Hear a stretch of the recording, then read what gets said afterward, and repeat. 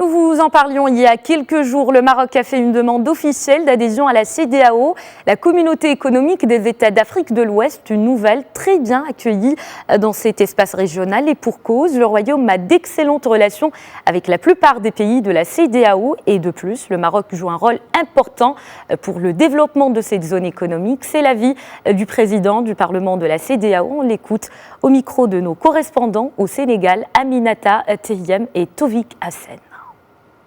Le Maroc pourrait être admis à intégrer la CEDEAO, comme c'est le cas au niveau de l'Union africaine.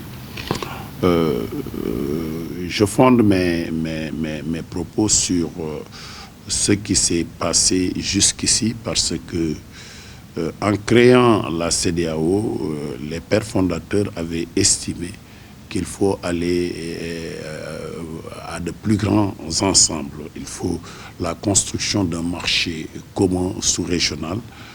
Il faut aussi travailler à l'élargissement de l'espace économique.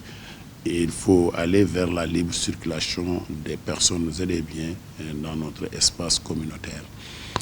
Certains chefs d'État avaient estimé en son temps qu'il fallait partir jusqu'au lac Tchad pour avoir une communauté beaucoup plus vaste, plus dynamique, avec un marché beaucoup plus attrayant. Mais il y avait beaucoup de contradictions en son temps et les chefs d'État s'étaient focalisés d'abord sur l'Afrique de l'Ouest, proprement dite, en allant jusqu'à la Mauritanie. La Mauritanie, après avoir été admis au niveau de cette communauté, s'est retirée. Mais aujourd'hui, nous comptons 15 États. Mais au regard du développement et des axes de coopération entre le Maroc et les pays de la CEDEAO, je pense bien que nous pourrons approfondir cette réflexion et examiner avec beaucoup d'intelligence, sans passion, cette requête du Maroc.